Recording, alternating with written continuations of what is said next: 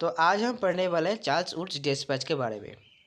Britishers ने India में बहुत सारे एजुकेशनल रिफॉर्म्स लाए थे। अब ऐसा बात नहीं है कि उनको काली माता के सपने आते थे, जाओ तुम लोग इंडियंस के लिए कुछ करो, इंडियंस के लिए एजुकेशनल रिफॉर्म ले आओ। ऐसा कुछ नहीं था। ये लोग अपने फ़ायदे के लिए ही करते थे, कुछ जो भी करते थे। तो इनका सबसे बड़ा फ़ायदा था कि ये अपने लिए बहुत सारे एडुकेटेड स्लेव्स तैयार कर सकते थे, जो उनके इशारे में काम करे, उनके भाषा को समझे, उनके उनके लैंग्वेज को समझे और कुछ ना बोले बोले बस ऑर्डर का पालन करते जाए। अब देखिए, ये लोग चाहते थे इंडियन को इंग्लिश का नॉलेज देना। अभी इनके लिए क्या क्यों ज़रूरी था, एक एग्जाम्पल के देकर मैं आपको समझाने का कोशिश करता हूँ। मान लीजिए आप साउथ इंडिया में कहीं अपना कोई फैक्ट्री का ब्रांच खोल लिए, जहाँ पर आपने कुछ ऐसे लोगों को हायर कर लिए, कुछ लोकल लोगों को हायर कर लिए। मान लीजिए अब जब आपने लोकल लोगों को हायर किया ना, उनको आपके भाषा के बारे में कोई नॉलेज है ना, आपको उनके भाषा के बारे में कोई नॉलेज है। तो आप लोग जब भी कम्युनिकेशन की कोशिश करेंगे, कम्युनिकेशन करने की कोशिश करेंगे, तो बहुत बड़ा कम्युनिकेशन गैप आ जाएगा, जिससे बहुत बड़ा नुकसान हो जाएगा। तो ऐसा ही कुछ ब्रिटिशर्स के लिए हो रहा था। ये जब भी इंडिया में इंडिया में अपने लिए स्लेव्स इकट्ठे करते थे, अपने लिए स्लेव्स ढूंढते थे, तो बहुत बड़ा कम्युनिकेशन गैप हो जाता था। उनके लिए बहुत नुकसान होता था, क्योंकि उनको ना इंडियन को इंग्लिश समझ में आता था, ना ब्रिटिशर्स को इंडिया का जो रीजनल लैंग्वेज है वो समझ में आता था। तो इसलिए उन्होंने सोचा कि हमको इंडियन को इंग्लिश लैंग्वेज का नॉलेज देना चाहिए। तो इसलिए बहुत सारे एजुकेशनल रिफॉर्म वो लोग लाए। तो उसमें से एक रिफॉर्म है 1854 का वुड्स डिस्पैच। आज इंट्रोडक्शन क्लास है, इसलिए मैं सिर्फ वुड्स डिस्पैच देकर शुरू कर रहा हूँ।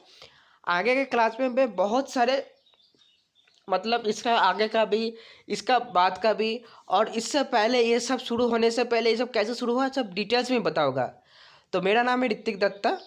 तो आपको ऋतिक दत्ता एजुकेशन में बहुत बहुत स्वागत है। तो चलिए शुरू करते हैं। तो भाई, तो चार्ल्स वुड जो है, ये वुड्स डिस्पैच जब बना था उस टाइम के वाइसरॉय थे लॉर्ड डालहौसी। तो इसका एम भी देख लीजिए, to provide Indians to provide Indian European knowledge information about western culture. ये बहुत बढ़िया बात है। ये लोग चाहते थे कि हम इंडियन भी वेस्टर्न कल्चर में ढल जाए, ताकि हमारा जो कल्चर है, देखिए हम लोग अगर अपने कल्चर से जुड़े रहेंगे तो बहुत मतलब बात है कि हम लोग अपने देश को प्यार करेंगे, अपने कल्चर को प्यार करेंगे, और दूसरे कल्चर के जो लोग हमारे देश में आए उनको हम नहीं मान पाएंगे और उनके अगेंस्ट प्रोटेस्ट करेंगे। तो ये भी बहुत बड़ा बात है कि आप, ये लोग चाहते थे कि इंडियन जो है वो वेस्टर्न कल्चर में पूरी तरह से ढल जाए। To Indian certain public servants from India, to create certain public servant from India. तो ये लोग चाहते थे कुछ पब्लिक सर्वेंट भी बन जाए जो उनके लिए काम करे, सिर्फ ब्रिटिशर्स के लिए काम करे। अब देखिए रिकमेंडेशन क्या था। प्रोविजन, पहला रिकमेंडेशन तो था provision for systematic educational from primary to university level. ये बहुत बड़ा पॉइंट है। सिस्टमेटिक एजुकेशन फ्रॉम मतलब, देखिए पहले इंडिया में क्या होता था, टोल जो होता है मतलब पेड़ के नीचे में या गुरुकुल बोल लीजिए, उसमें शिक्षा होता था। तो इस एजुकेशनल रिफॉर्म में बोला गया कि एक सिस्टमेटिक एजुकेशनल सिस्टम होना चाहिए जो प्राइमरी से यूनिवर्सिटी लेवल तक जाएगा।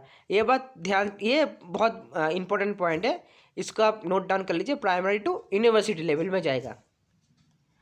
फिर बोला कि setup educational department in every province. जितने भी प्रोविंस, आपको एक चीज़ पता होना चाहिए कि इंडिया तब प्रोविंसेस में, बहुत सारे प्रोविंसेस में डिवाइडेड था। मैं उसके बारे में भी बहुत डिटेल्स में बोलूँगा।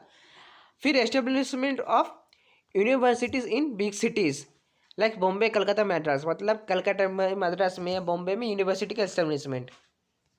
फिर at least one school in every district. अब देखिए उस डिस्पैच में एक बहुत इंपॉर्टेंट पॉइंट था कि ये जो डिस्पैच है ये एंग्लो वर्नाकुलर लैंग्वेज के बारे में बोलता है। तो एंग्लो वर्नाकुलर लैंग्वेज क्या है? वर्नाकुलर लैंग्वेज मीन्स जो लैंग्वेज लोकल लैंग्वेज है। तो ये लोग बोलते थे जो प्राइमरी लेवल का जो एजुकेशन है वो हम लोग वर्नाकुलर लैंग्वेज में ही करेंगे। Vernacular language at primary level and English language at higher level. मतलब प्राइमरी एजुकेशन के बाद जो भी एजुकेशन होगा वो हमारा होगा इंग्लिश लैंग्वेज में। और अभी ये लोग बोलते थे कि जो भी एजुकेशन होगा वो सेकुलर होगा। सेकुलर एजुकेशन मतलब कोई धार्मिक भेदभाव उस एजुकेशन में नहीं होगा। और a system of grants in aid a system of grants in aid एक ग्रांट्स इन एड रिकमेंडेड किया गया था सिस्टम का। क्यों? To encourage private sector. जो भी प्राइवेट सेक्टर है जो एजुकेशन सिस्टम में अपना योगदान करना चाहते थे, इनको इनकरेज करने के लिए एक ग्रांट इन एड सिस्टम का रिकमेंडेशन किया गया था। अब देखिए इसके बाद आता है हंटर कमीशन। तो नेक्स्ट क्लास में हम लोग हंटर कमीशन के बारे में जानेंगे।